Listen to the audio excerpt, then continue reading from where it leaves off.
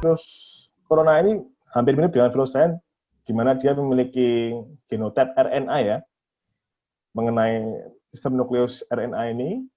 Dan untuk secara morfologi yang memberikan dia ciri khas tertentu adalah dia memiliki glikoprotein S dan juga membran sel M. Nah, glikoprotein S ini yang kita bilang coronanya atau seperti mataharinya, karena dia bentuknya spike ya, atau berbentuk seperti duri ya, sehingga dari satu kesatuan dia mirip seperti matahari ya. Itulah mama kita bilang sebagai corona. Corona itu dari kata matahari ya. Dan untuk infeksinya sebenarnya untuk secara sejarah ya teman-teman ya, pada dasarnya awalnya virus ini itu ditemukan sebenarnya pada binatang ya. Binatang apa saja, nggak hanya kelelawar, karena yang ramai kemarin kelelawar teman-teman ya. Di babi ada, sapi ada, kuda ada, sebenarnya ada. Cuman yang kemarin menjadi hype atau menjadi masalah adalah ternyata kelelawar ini ditengarai atau sempat di-blaming ya, bahwa dia memiliki salah satu virus corona yang menyebabkan SARS-CoV-2, yaitu Severe Acute Respiratory Syndrome, di mana dia nantinya mungkin bisa memberikan infeksi pada manusia. Dan sampai sekarang pun masih diteliti ya, apakah memang benar bahwa virus ini tuh bisa menular dari hewan ke manusia. Namun yang menjadi fokus topik kita sekarang di dunia kesehatan dan dunia kita yang sedang kita hadapi sekarang ini, bukan lagi bagaimana melihat hewannya sebagai tempat penularan, walaupun kita sedang tetap teliti ya, dokter hewan tetap meneliti apakah memang hewan menjadi sumber penularan utama. Namun yang terjadi sekarang adalah sumber penularan utamanya bukan lagi hewan, namun adalah manusia ke manusia. Ya, dan kita tahu bahwa tadi saya sudah bilang ya, salah satu virus respiratori, di mana dia menyerang atau fokusnya pada reseptor-reseptor, nanti kita akan bahas ya, reseptor-reseptor ACE2 namanya, ya. Itu adalah reseptor yang banyak ditemukan di saluran respiratori atau saluran napas, kita bilang saluran napas ya. Yang memang ini awalnya mungkin mirip seperti virus lainnya, cuman dengan berjalannya waktu ternyata memiliki virulensi atau kekuatan yang melebihi virus-virus lain. Ya, gitu. Baik dok, langsung lanjut ke pertanyaan yang kedua. Kira-kira berapa lama virus COVID-19 ini dapat hidup di suatu permukaan atau suatu media ataupun benda, dan bagaimana cara penanganannya atau membersihkannya? Oke. Tadi saya sudah sampaikan ya dari awal ya, bahwa virus ini suka sekali nempel di namanya reseptor ACE2 ya, angiotensin converting enzyme ya. Dan virus ini tuh berarti menempel di daerah-daerah yang memiliki reseptor itu, yaitu di mukosa oral itu mulut ya, kemudian di mukosa hidung, ya, mukosa nasofaring itu adalah hidung ke belakang sedikit ya, ke arah tenggorokan kita. Dan tidak hanya itu, teman-teman ya, di paru pun juga ada reseptor itu. Kemudian di organ-organ lainnya juga ada lambung, usus halus, dan usus besar, begitu pula dengan organ-organ kita yang lain. Namun yang saya sampaikan adalah bahwa ketika kita berbicara mengenai saluran nafas dan saluran pencernaan ya, terutama ya, kita juga tidak bisa melepaskan bahwa saluran-saluran ini akan menghasilkan produk sekret ya, produk-produk yang bisa keluar ya. Contoh kita berliur, contoh kita meludah, contoh terus kita keluar cairan dari hidung. Ya. Dan ketika kita bicara pun kadang-kadang produk-produk yang dihasilkan oleh saluran nafas dan saluran pencernaan juga keluar. Padahal tempat-tempat tersebut adalah tempat yang disukai oleh virus kita. Yang terjadi adalah kadang-kadang air liur atau droplet kita bilangnya ya, sesuatu yang keluar dari cairan yang kita hembuskan ya, dari saluran nafas dan saluran pencernaan, yang keluar air liurnya itu ya, digabung dengan udara, itu kadang-kadang dia akan menempel pada permukaan benda tertentu. Ya. Dan kita tahu bahwa ketika ada yang keluar di sana dan sudah diteliti bahwa virulensinya atau kekuatan virusnya kuat, berarti benda yang terkena atau terkena droplets ya, terkena air liur atau air dari ingus kita, itu berpotensi untuk bisa menularkan ke orang lain. Ya, kalau untuk waktu ya, kita berbicara mengenai waktu bertahan berapa lama ya, sampai sekarang juga masih dilakukan penelitian terus ya. Dan yang di Indonesia pun ya, Kemenkes pun juga mengatakan bahwa ini masih dalam penelitian, ya, belum jelas berapa lama, apakah dia di kayu atau di aluminium ataupun di tempat berplastik ya, itu belum jelas. Namun yang pasti adalah tergantung dari jenis bahannya dan seberapa kemampuannya dalam menghantarkan panas. Ya, semakin benda itu mudah menghantarkan panas itu ditengarai atau diprediksi bahwa lebih mudah virusnya hilang. Ya, karena kita tahu bahwa virus ini walaupun dia kuat sekali, namun dia sensitif terhadap panas. Ya, dia sensitif terhadap panas dan dia juga mudah diinaktivasi oleh agen-agen yang mengandung mengandung ether, klorin, alkohol, dan formaldehid. Dan kita tahu bahwa klorin, ether, alkohol, formaldehid itu semuanya basicnya adalah panas, ya, suhu ya kok di tangan kita kadang terasa agak panas, ya. Nah, berarti kan bahwa benda-benda yang mungkin menghantarkan panas lebih kuat, ya, benda-benda yang kena matahari itu mudah untuk panas, itu ditengarai lebih mudah untuk hilang virusnya. Cuman masih dalam penelitian teman-teman ya. Ada yang mengatakan bahwa kaca bisa 4 hari, kemudian kertas bisa 5 hari, ya, plastik bisa 5 hari, kayu bisa 4 hari, itu hanya perkiraan saja. Belum ada penelitian yang bilang bahwa kayu bisa berapa lama, aluminium bisa berapa, belum ada. Yang penting adalah kita bisa menghentikan penyebarannya dengan cara melakukan disinfeksi pada tempat-tempat tersebut. Ingat ya, bahwa dia sensitif terhadap klorin, ya, terhadap ether, alkohol, ya. Maka basicnya ketika kita melap atau kita membersihkan dengan bahan-bahan tersebut, maka virusnya bisa inaktif. Gitu. Baik dok, apakah berhubung dengan media tempat persinggahan dari COVID ini, apakah penyebaran COVID ini bisa melalui udara juga atau hanya media-media tempat apa? Oke, terima kasih ya.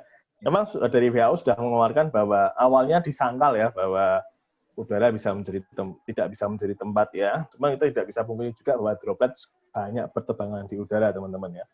Jadi tetap kita harus berhati-hati. Itulah mengapa sekarang wajib menggunakan masker. Dulu mungkin dari Kemenkes kita atau Kementerian Kesehatan kita, dan karena mengikuti WHO, mereka hanya mewajibkan menggunakan masker pada mereka yang sakit, supaya tidak menularkan orang lain. Namun kenyataannya sekarang tempat kita menjadi lokal pandemik juga, lokal endemik juga ya. Jadi setiap tempat berpotensi untuk bisa menularkan, ya. Karena kita sudah zona merah juga ya. Walaupun beberapa tempat sudah ada zona yang membaik, cuman tempat kita masih dari tempat kita, orang-orang dari Indonesia masih berpotensi bisa menularkan kalau kita membawa virusnya. Sehingga menurut saya, dan saya percaya WHO pun juga dengan pertimbangan bahwa memang bisa ditularkan melalui udara, namun bukan udara murninya, namun karena udara kita sudah terkontaminasi oleh droplet-droplet dari manusia yang ada di Indonesia. Gitu. Terima kasih. Pertanyaan selanjutnya, dok. Kira-kira seberapa bahaya COVID-19 ini bagi khusus orang-orang yang rentan terhadap atau imun tubuhnya rendah seperti orang tua dan anak-anak? Oh ya, oke, terima kasih ya. Pertama kita bedakan dulu ya orang tua dan anak-anak ya, karena anak-anak kalau sudah di atas 1 tahun itu sistem imunnya sudah mulai lebih kuat daripada mereka yang masih di bawah 1 tahun. Ya, kalau anak di bawah 1 tahun itu biasanya memang di bawah 1 tahun loh teman-teman ya. Itu biasanya severe ya, atau mengalami gejala-gejala yang cukup berat ya, seperti sesak nafas berat ya, kesusahan nafas ya, kemudian oksigen dalam tubuhnya turun ya teman-teman ya, dan sangat mungkin untuk terjadi namanya badai sitokin. Badai sitokin itu salah satu yang berbahaya, di mana sistem imunnya sangat bingung, seakan-akan pasiennya shock ya, seakan-akan kehilangan pasukan pembuluh darah yang baik oleh karena infeksi yang sangat berat. Itu di bawah 1 tahun. Tapi kalau untuk anak-anak sampai yang masih sampai 8 tahun ke atas ya teman-teman ya, yang masih kategori anak-anak itu ditengarai justru saat-saatnya mereka membentuk imunitas yang tinggi teman-teman. Dan di CDC juga, CDC itu salah satu center pendidikan ya yang bisa kita baca ya teman-teman bisa cari CDC itu mengatakan bahwa anak-anak itu memang berpotensi untuk terinfeksi, namun anak-anak di atas 1 tahun itu konfirmasinya justru banyak yang tanpa gejala atau dengan gejala ringan. Ya, setelah dites atau dia positif COVID, ternyata tidak ada bergejala atau justru gejalanya ringan, hanya seperti influenza biasa. Ya, jadi walaupun begitu, anak-anak dengan penyakit-penyakit tertentu, teman-teman ya, anak-anak dengan komorbid, ya, komorbid itu penyakit-penyakit itu yang mendasarinya ya, seperti asma, kemudian DM, sakit gula tipe 1, sakit gula karena pankreasnya tidak bisa menghasilkan insulin, ya, kemudian ada kelainan genetik seperti penyakit jantung bawaan, ya, kelainan genetik yang lain, ya, kemudian kanker karena kecil limfoblastoma ya, jadi leukemia, ya, dan juga obesitas pada anak-anak justru bisa menyebabkan anak ini menjadi infeksi berat. Cuman pada dasarnya saya sampaikan lagi bahwa ketika anak-anak di atas 1 tahun itu sebenarnya dia lebih kuat untuk melawan virus ini. Namun ketika anak-anak tetap ada penyakit yang menyertai, dia bisa menjadi gejalanya sampai berat. Berbeda dengan orang tua ya, yang kita bilang lansia ya teman-teman ya. Lansia di Indonesia masih di atas 55 tahun ya, 55 tahun ke atas kita bilang orang tua, itu justru berbahaya teman-teman. Karena kita tahu bahwa orang-orang tua ini ya, kita tahu bahwa orang tua ini kan sudah mengalami degenerasi atau proses-proses pembahauran sel tubuh, pembahauran otot, ya, kemudian pembahauran sel-sel mukosa, pembahauran sel-sel kulit dan lain-lain sudah tidak semaksimal mereka yang masih kecil, ya, yang masih muda, yang masih muda. Kalau masih kecil tadi bahaya juga ya, di bawah 1 tahun masih kecil juga ya. Dan kemudian semakin tua pasti ya, pasien-pasien orang tua ini memiliki penyakit-penyakit metabolis, penyakit-penyakit oleh karena sepuh ya, penyempitan pembuluh darah, kemudian karena sering makannya nggak baik, penumpukan lemak, kemudian penyakit gula yang oleh karena pola hidup yang tidak baik, sehingga berpotensi untuk memiliki komorbid atau penyakit penyerta yang lebih banyak. Oleh karena itu, orang tua lebih mudah terinfeksi dibandingkan dengan anak-anak. Ya, ada penyakit degenerasi, ada penyakit metabolisme, ya, itu yang akan memperberat. Dan cancer ya, belum cancer ya, semakin orang tua kan semakin mudah terpapar oleh mutagen ya, cancer. Pasien dengan cancer pun memiliki kecenderungan lebih mudah untuk terinfeksi oleh karena disturbance atau gangguan imunitas. Gitu. Jadi orang tua yang lebih berpotensi untuk kena lebih berat dan gejalanya lebih berat. Ya. Ya. Baik dok, terima kasih ya. Kembali ke moderator, mungkin teman-teman yang lain ada yang mau bertanya lagi. Next, untuk pertanyaan selanjutnya. Ya Pak, jadi kira-kira seberapa besar sih presentasi untuk selamat atau sembuh bagi orang-orang yang sudah terjangkit virus COVID ini? Ya, terima kasih Mbak. Pada dasarnya memang sampai sekarang presentasi kematiannya masih di bawah 3% ya secara global ya, adik ya. Ya, tapi presentasi infeksinya yang berat ya, besar sekali ya, banyak orang terinfeksi.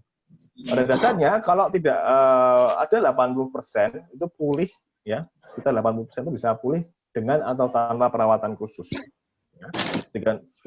Sedangkan 20% membutuhkan perawatan yang khusus ya, melalui gejala berat dan bisa mati atau sembuh. Ya, masih ada gap-nya tuh. 80% bisa pulih ya, 3% kematiannya, berarti kan masih ada gap kurang lebih 17%. Nah, 17% ini masih berupa perawatan yang cukup lama ya, dan juga perawatan dengan alat-alat yang khusus ya. Dan untuk presentasi selamat atau sembuhnya bagaimana ya? Tergantung gejalanya. Ya, gejalanya seperti apa? Apakah pasien ini nanti hanya terkena gejala ringan ya, atau bahkan gejala berat ya, butuh atau ada atau tidaknya fasilitas-fasilitas yang dapat menunjang ya, tergantung itu. Kalau pasien yang dengan gejala berat namun ada fasilitas-fasilitas kesehatan yang dapat menunjang, bisa kita presentasi keselamatannya juga cukup baik. Namun ketika di tempat-tempat yang kurang penunjang, pasien dengan gejala berat ya akan semakin parah dan tidak mungkin menghindarkan dari kematian. Ya, karena kita tahu bahwa semakin sesak nafas ya, semakin berat gejalanya, pasti pasien membutuhkan alat-alat bantu pernafasan yang cukup banyak dan cukup kompleks. Ya. Namun pada pasien-pasien dengan gejala ringan, ya biasanya bisa pulih sendiri. Ya, biasanya. Namun ada gejala yang tidak biasa. Contoh, ternyata awalnya gejala ringan dan pasien ini ternyata memiliki komorbid atau penyakit-penyakit penyerta. Awalnya hanya gejala ringan, 3 hari kemudian oleh karena penyakit penyerta yang muncul dan dominan, gejalanya semakin memburuk dan menjadi berat. Ya, harus hati-hati. Itulah mengapa pasien dengan gejala ringan maupun gejala sedang maupun gejala berat, semuanya tetap namanya pasien terinfeksi COVID-19, harus memiliki perhatian yang khusus di dalam perawatannya. Dipastikan imunitasnya tetap baik, di booster ya, ditingkatkan sistem imunnya, obatnya tetap masuk ya, supaya bisa nanti keluaran klinisnya atau outcome-nya baik. Begitu. Pada dasarnya angka kematian masih di bawah 3%. Ya, kita percaya bahwa trennya akan terus semakin baik ya, supaya angka kematian terus tetap turun walaupun angka infeksinya masih sangat tinggi. Begitu, Dek.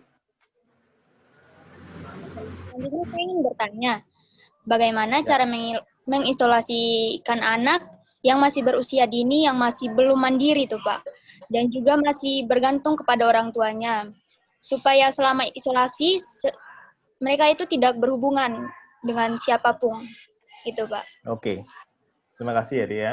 Ya memang pada Ya, dasarnya kalau yang jadi masalah tuh ya ketika anak-anak ya dan bapak ibunya bekerja ya. Jadi anak-anak kalau di rumah nggak ada yang ngurus itu bagaimana ya. Kembali ke pendidikan mengenai pendidikan dasar kita, justru pendidikan pertama yang harusnya dikembangkan atau ditingkatkan adalah orang tua dan anaknya. Pendidikan pertama dari rumah. Ya, sehingga orang tua sangat berperan penting ya. Orang tua harus bisa menjadi pendidik dan pengasuh yang sesungguhnya. Ya, dan juga pengawas. Ingat, tadi kan disampaikan bahwa mereka nggak boleh keluar, nggak boleh kena siapa-siapa. Ya, koordinasi jadwal orang tua antara ibu dan ayah sangatlah penting. Dan di masa sekarang ini biasanya bapak dan ibu kedua-duanya bekerja, sehingga harus ada gantian, ya, kapan mulai WFH, kapan work from home, kapan mereka bisa ke kantornya untuk bekerja, ya, harus saling koordinasi dan saling membagi waktu. Bahkan tidak sedikit ibu-ibu yang akhirnya memutuskan untuk tidak bekerja lagi hanya untuk mengurus anaknya, untuk memberikan fungsi utama sebagai keluarga pada anak, yaitu pendidikan. Ya, dan yang paling penting adalah orang tua harusnya bersifat proaktif ya, bukan responsif ya teman-teman ya. Jadi membuat suasana di rumah sebagai suasana pendidikan, sehingga anak tidak bosan, sehingga anak-anak tetap bisa mendapatkan persentase atau fase-fase dalam pertumbuhannya. Ya, dan untuk yang anak-anak biasanya di bawah 10 tahun pasti akan mudah untuk bosan dan biasanya minta untuk keluar. Nah, itu adalah bagaimana cerdas-cerdasnya ibu dan juga bapak untuk membuat lingkungannya baik. Dan sebagai orang tua, memang kita juga yang harus memberikan fungsi proteksi pada anak-anak. Ya, walaupun kita tahu bahwa anak-anak balita biasanya dikasih masker masih nggak nyaman ya, cuman kita bisa berikan proteksi dengan asupan nutrisi yang baik, ya. Kemudian penggunaan face shield itu bisa mengurangi, walaupun sebenarnya face shield itu hanya menurunkan ya, insidensi atau gerakan kita memegang wajah kita, ya. Tidak, fungsi utamanya bukan untuk menutupi saluran nafas ya. Cuman kita berusaha sebaik mungkin untuk meningkatkan sistem imun anaknya dan juga menggunakan proteksi-proteksi yang bisa digunakan pada usia anak-anak. Dan yang paling penting adalah kita sebagai orang tua juga harus tegas ya, kalau sudah orang tua ya. Namanya orang tua harus bisa membatasi siapa-siapa yang boleh masuk ke lingkungan rumah dan siapa yang tidak boleh masuk. Itu yang penting ya. Tergantung dari kondisi klinis pasien keluarganya, ya, apakah memiliki keluarga yang sakit tidak boleh datang ke rumah, atau harus memastikan dulu setiap keluarga yang ke rumah harus sehat, ya, karena tidak mungkin selamanya kita akan terus di rumah, di anak kecil tidak bisa, ya, anak kecil tidak bisa. Kalaupun keluar harus pastikan bahwa itu aman buat anak-anak dan pastikan lingkungannya pun juga aman, ya, gitu. Ya Pak. Selanjutnya ini Pak, apakah aman memberi ASI pada bayi bila ibu terinfeksi atau suspek virus corona? Ya, kasih ya. Ini pertanyaan yang sering banget keluar ya di forum-forum ilmiah kedokteran di ya kesehatan tuh, bahwa pada dasarnya CDC dan WHO itu belum pernah mengeluarkan pernyataan bahwa COVID-19 ini bisa dilakukan melalui ASI. Ya, belum ada pernyataan dari pusat kesehatan, maka kita selama ini masih tetap harus memberikan ASI pada terutama pada program-program ASI eksklusif dan MPASI, ya. Karena apa? Kejadian penyakit yang akan timbul tanpa penggunaan ASI justru akan lebih berat dibandingkan infeksi yang bisa diterima oleh anaknya, infeksi COVID yang diterima oleh anak. Ya, kita tahu bahwa di dalam ASI itu ada imun pasif ya, kita kalau dalam dunia kedokteran bilangnya imunisasi pasif ya, di mana ASI itu mengandung sistem-sistem imun yang bisa disampaikan ke baby-nya, ke bayi ibunya, sehingga bisa lebih kuat, ya, bisa lebih kuat untuk menghadapi potensi-potensi antigen atau infeksi-infeksi yang ada di dunia luar, gitu ya teman-teman ya. Dan yang paling penting adalah sekarang fokusnya bukan lagi untuk tidak memberikan ASI, ya, tapi bagaimana tetap memberikan ASI, namun prosedurnya dengan cara yang aman, terutama untuk ibu-ibu yang terkonfirmasi COVID, ya. Misalkan kita tahu bahwa penularannya selama ini masih menggunakan droplet, ya, dan tempat-tempat yang mengeluarkan reseptor S2 tadi, ya, saluran nafas kah, saluran pencernaan kah? Berarti kan kemungkinan itu bisa menularkan. Namun sampai sekarang belum bisa ada pernyataan yang menyatakan bahwa lewat ASI juga keluar. Sehingga ASI tetap diberikan, namun protokol kesehatan tetap dijalankan. Contoh, ibunya harus cuci tangan dengan bersih dulu sebelum memegang bayinya. Misalkan ibunya terkonfirmasi COVID, ya harus menggunakan masker dan face shield untuk menyusui anaknya. Gitu ya. Dan bayi yang disusui oleh ibu yang terinfeksi COVID-19 harus langsung dikategorikan sebagai kasus kontak erat, di mana bayinya sudah kontak erat dengan yang positif COVID-19. Begitu. Namun ASI harus tetap diberikan. Benar, Gitu. Pak. Baik, Pak. Terima kasih. Selanjutnya saya kembali kepada moderator.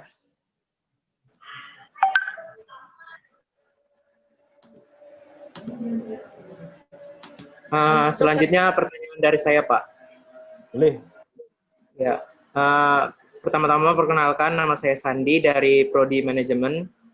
Pertanyaan yang akan saya beri, bisakah hewan peliharaan menyebarkan COVID-19? Dan misalnya emang bisa menyebarkan, apa yang menyebabkan hewan peliharaan itu bisa terkena COVID-19? Ya. Oke, terima kasih ya, Dik ya. Pada dasarnya memang sebenarnya ada risiko penularan ya. Dan di Amerika pun sebenarnya sudah konfirmasi dari American Veterinary Medical Association. American Veterinary itu asosiasi dokter-dokter hewan di Amerika, bahwa memang ada hewan peliharaan yang terkonfirmasi menderita COVID-19. Ya, karena mereka punya reseptor yang sama kayak kita. Ya, tadi ya S2 tadi ya, itu reseptornya itu. Dan namun potensi infeksiusnya sangat rendah, teman-teman ya. Makanya masih dalam penelitian apakah dari hewan-hewan peliharaan itu bisa, atau zoonosis ya, menularkan ke manusia itu, mereka konfirmasi bahwa bukan sumber utamanya ya. Hewan itu bukan sumber utama penularan, bukan hewan, tapi masih human to human ya. Dari American Veterinary Medical Association menyatakan bahwa infeksi pada hewan ternak atau hewan peliharaan itu bukan sebagai sumber utama penularan COVID-nya ya. Biasanya virulensinya akan menurun pada hewan atau lama-lama nggak kuat virusnya ya. Namun human to human masih menjadi fokus utama pencegahan penularan COVID-19 ini. Cuman yang pasti ada yang positif ya, beberapa hewan peliharaan ada yang positif, tapi tidak menjadi sumber penularan utama. Begitu, Dik. Baik, pertanyaan selanjutnya, Pak. Bagaimana membedakan antara sakit akibat infeksi COVID-19 ini dengan influenza biasa? Ya. Oke. Ya, terima kasih ya. Intinya bahwa COVID ini kita bilang sebagai penyakit dengan 1000 wajah ya, teman-teman ya. Sehingga masih susah untuk sejuta, malah nggak cuma 1000, sejuta wajah ya. Jadi cukup susah untuk membedakan dengan penyakit-penyakit lainnya. Kalau secara Persatuan Dokter Penyakit Paru Indonesia itu menyatakan bahwa mungkin ya, secara umum saya gambarkan dulu ya, gejala-gejalanya hampir sama seperti influenza, batuk, pilek, demam, nyeri tenggorokan, dan sesak napas kadang-kadang. Ya, sesak nafasnya tapi lokasinya berbeda. Kalau pada influenza biasanya sesak nafasnya dari saluran nafas atas, dan kalau memang itu COVID, sesak nafasnya dari saluran nafas bawah.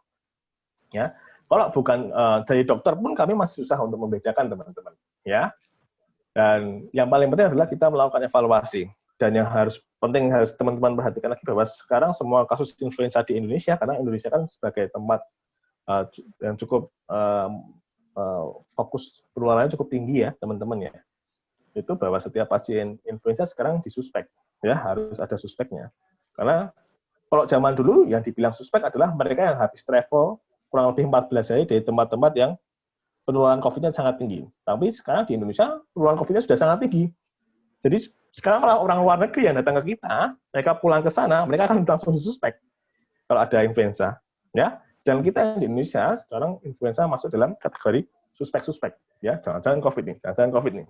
Ya, pemikiran kita sekarang sebagai klinisi, sebagai seorang dokter harus seperti itu. Cuma yang membedakan adalah kalau itu influenza biasanya 5-7 hari tidak ada gejala yang memberat.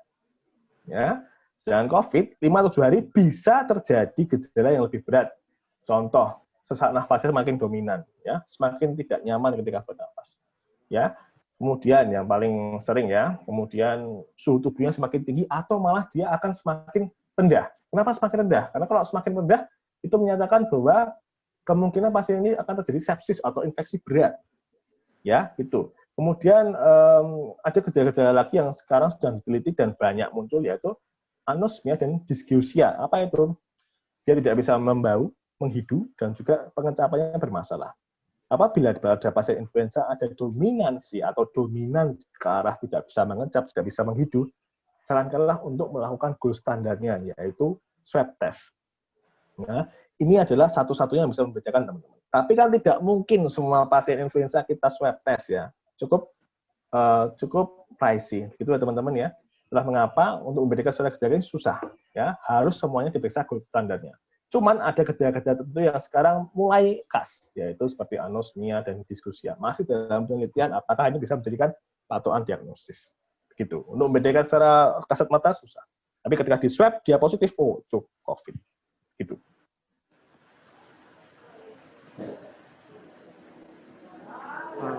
Baik Pak, pertanyaan selanjutnya ya Pak. Manakah yang lebih rentan terinfeksi coronavirus? Apakah orang yang lebih tua ataukah orang yang lebih muda? Ya, terima kasih Adik ya. Ya jelas ya, saya sudah sampaikan juga di awal tadi bahwa jelas host yang orang tua ya, host itu sebagai tempat infeksinya itu namanya host. Kalau dalam dunia kedokteran itu host.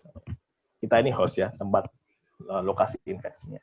Karena orang tua tadi sudah ada 3 hal yang paling sering terjadi, yaitu ada penyakit metabolik, penyakit degenerasi, dan juga kemudahan untuk terpapar oleh kanker ya, sehingga komorbidnya makin banyak dan bisa menurunkan angka harapan hidup dan kesembuhan ketika dia terkena COVID. Dan lebih mudah terkena COVID karena imunitasnya tuh turun. Gitu. Tapi tetap dua-duanya bisa terinfeksi loh ya. Cuman yang lebih tua lebih mudah terinfeksi dan gejalanya bisa makin berat. Terima kasih Pak. Sekarang ya. Kembali ke moderator.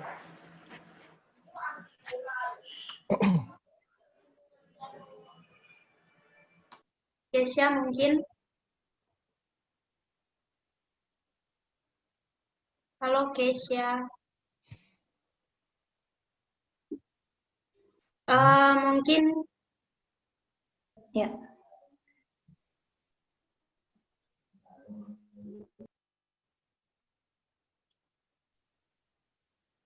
Mungkin Kesya ada masalah jaringan Pak, jadi saya ambil ahli saya saja. Ya. Pertanyaan selanjutnya, apakah orang yang menderita penyakit leukemia lebih berpotensi terkena COVID-19 ini? Oke. Leukemia ya, atau kita bilangnya kanker sel darah ya, oleh karena sel darah putihnya yang meningkat berlebihan ya, dia seakan-akan mendominasi di dalam darahnya ya, menurunkan trombosit, menurunkan eritrosit ya. Trombosit itu keping darah, eritrosit itu sel darah merah, dia diturunkan seakan-akan tekan ya. Ya justru ya, pasien-pasien seperti ini termasuk dalam kategori complex population atau populasi yang kompleks, sehingga mudah atau lebih rentan terkena COVID dibandingkan mereka yang tidak terkena leukemia. Dan angka kematiannya masih tinggi loh teman-teman, 5,6%. Masih ingat tadi angka kematian secara global 3% ya, sedangkan mereka yang populasi dengan leukemia saja itu bisa lebih dari 3%, yaitu 5,6% angka kematiannya. Dan saya pernah baca penelitiannya Anthony Ermato dan juga teman-teman bahwa tahun 2020 ya, leukemia itu ada yang pada anak-anak dan dewasa. Dan Dr. Anthony ini meneliti yang pada penelitian orang-orang dewasa, namanya chronic lymphoblastic leukemia. Ya, kronik pada orang dewasa. Itu menyatakan bahwa pasien dengan leukemia yang terinfeksi COVID itu angka kematiannya, leukemia yang kronik ya, pada usia tua ya, itu sampai 33% pada satu rumah sakit. Wow, ya, jadi dari 100 pasien hanya 70% yang hidup, ya, 33% meninggal, sedangkan 35% membutuhkan alat bantu nafas yang kompleks, ya. Sedangkan pada anak-anak ya, ada penelitian dari Lydia Scarfu tahun 2020 itu menyatakan bahwa anak-anak juga menjadi populasi yang rentan terkena COVID-19. Namun, ya, proses pengobatan dari leukemia tetap harus berjalan, ya.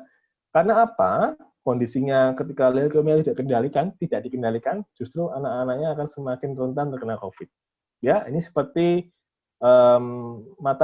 pedang bermata dua, teman-teman ya. Kalau didiamkan saja nggak diobati, jeleknya karena leukemianya. Kalau diobati, ya karena kontak ke rumah sakit dan lain-lain, dia akan lebih rentan berkontak dengan pasien-pasien COVID. Cuman rekomendasinya harus tetap menjalankan terapi anti leukemik tetap harus melakukan hospitalisasi atau ke rumah sakit untuk menjalankan terapinya. Ya, yang penting adalah peran dari keluarga sekitarnya dan petugas kesehatan sekitarnya. Bagaimana petugas kesehatan bisa memastikan bahwa prosedur-prosedur yang dilakukan itu sesuai dengan protokol kesehatan yang ada, ya, menghindari kontak-kontak dengan orang-orang atau pasien-pasien lain yang sakit berat, ya.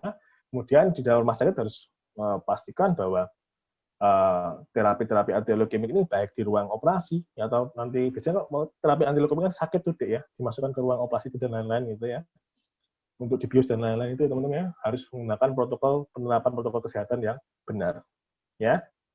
Untuk jawaban secara singkatnya, pasien dengan leukemia lebih rentan terkena COVID-19. Pasien leukemia yang sudah tua, ya, terkena COVID, angka kematiannya sangat tinggi, yaitu sebanyak 33%. Dan pada anak-anak yang kena leukemia, ada leukemia pada anak-anak, ada ya, itu harus tetap melakukan terapi anti leukemianya untuk memastikan bahwa kondisi leukemia tidak semakin berat dan sistem imunnya masih berjalan dengan baik. Begitu. Oke Pak, pertanyaan selanjutnya, bagaimana cara menjaga imun tubuh agar terhindar dari COVID-19? Apakah dalam bentuk pemberian suplemen atau vitamin? Ya, pada dasarnya tetap harus gizi seimbang, ya. Olahraga teratur, olahraganya yang hindari kontak, ya. Kalau zaman sekarang sedang sepedaan, teman-teman ya harus hati-hati. Sepedaan itu ada aturannya sekarang di masa COVID, ya. Kalau saran saya sih olahraga di rumah aja. Banyak sekarang di YouTube itu kamu bisa cek, ya, olahraga high impact, low impact, ya. Yang penting badan kalian bergerak dan sehat. Kalau dengan olahraga itu meningkatkan sistem imun dan respon imun tubuh kita. Gizi-gizi itu menunjang kebutuhan mineral dan vitamin dalam tubuh kita. Namanya suplementasi vitamin, sifatnya adalah suplemen atau menambahkan, ya. Dan untuk share saja, vitamin C dan vitamin D sudah terbukti dia bisa membantu peningkatan sistem imun dan respon sistem imun teman-teman. Ya, sehingga teman-teman mungkin bisa menambahkan suplementasi vitamin C-nya, ya. Kalau zaman dulu kebutuhan gizinya atau dari angka kebutuhan gizinya, vitamin C itu cuma bisa 95 gram sampai 100 mg, 95 mg sampai 100 mg per hari pada laki-laki yang bisa dibutuhkan oleh gizi. Ya, sedangkan pada vitamin D itu juga sekarang sudah diteliti ya, itu memiliki manfaat yang sangat baik ya untuk menurunkan resiko badai sitokin dan juga regulasi sistem imun yang lebih baik. Ya, vitamin D ini sekarang dijual di pasaran ya. Ada yang 5.000 international unit sampai 10.000 international unit. Cuman kalau kalian tidak membutuhkan suplementasi, lakukanlah berjemur. Ya, berjemur ini berdasarkan Perdoski ya, Persatuan Dokter Kulit Indonesia, itu direkomendasi sekitar kurang dari jam 9 dan di atas jam setengah 8. Ya, bisa perlahan-lahan ya, dinaikkan bertahap ya, 5 menit dulu, 10 menit, 15 menit ya. Jangan langsung 2 jam, buat apa ya. Dan yang informasi kemarin sempat viral juga bahwa berjemurlah di atas jam 9 itu sebenarnya tidak baik ya.